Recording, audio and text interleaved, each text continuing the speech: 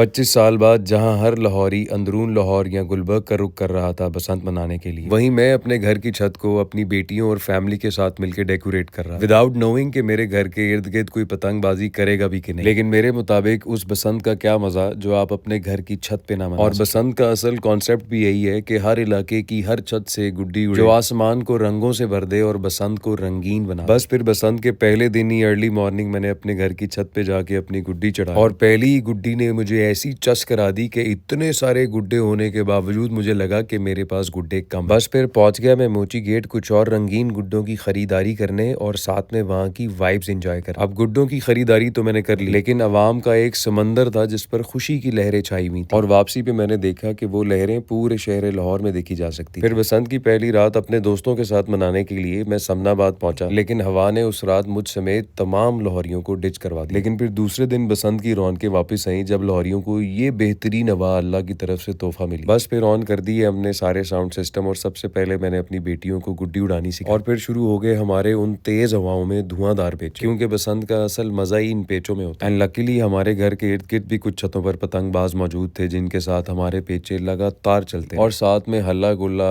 खाबा चाय ये सब भी चलता। फिर रात के टाइम पे हम लोगों ने अनार चलाए, फायरवर्क्स भी देखने को मिला, लैंटर्न्स भी देखने को मिली, बट अनफॉर्चुनेटली गुड्डी नहीं उड़ी हमारे इलाके में रात में। बस फिर फैमिली के साथ थोड़ा सा नाइट एंजॉय करने के बाद मैंने कहा यहाँ से निकले, और मैं सीधा पहुंचा अपने दोस्तों के पास एक बाल टाउन। जब मैं वहां पहुंचा तो रात के 2 बज चुके थे, लेकिन उस टाइम पे भी जश्न का समा था। हर छत से गुड्डी उड़ रही थी, हर छत पे लाइट्स लगी थी। It was truly a wholesome Basant experience. फिर आया बसंत का आखिरी दिन, और आए हमारे घर पे बेशुमार फैमिली गेस्ट, और लगाई उन्होंने बेइंतहा रौनकें, और तकरीबन सब ने ही उड़ाई गुड्डियां। मेरी कजन्स ने, मेरी बेटियों ने, मेरी वाइफ ने, यहाँ तक कि मेरी वालदा ने भी उड़ाई गुड्डी। Because Basant true spirit lies इन फैमिली गैदरिंग। कहीं फैमिली के बड़े बैठ के किन्नू खा रहे थे, धूप सेक रहे थे, मेरी कजन्स कंटेंट बना रही थी, बच्चे जो हैं डांस कर रहे थे, कुछ बच्चे गेम्स खेल रहे थे। लेकिन मुझे सबसे ज्यादा मजा ये देख के आया कि मेरी खाला गुड्डी उड़ा रही थी और खालू उनके लिए पिन्ना पकड़ के खड़े, और वो सिर्फ गुड्डियां उड़ा ही नहीं रही थी, वो गुड्डियां काट भी रही। अब लास्ट डे हमारे घर के इर्द गिर्द गुड्डियां कुछ कम उड़ रही थी, लेकिन हमारे घर की छत पे लोग इतने ज्यादा थे कि हमने आपस में भी पेचे किए और इर्द गिर्द के भी तमाम गुड्डे काट। अब बसंत की इन फेस्टिविटीज ने लोगों को खुशियों के साथ साथ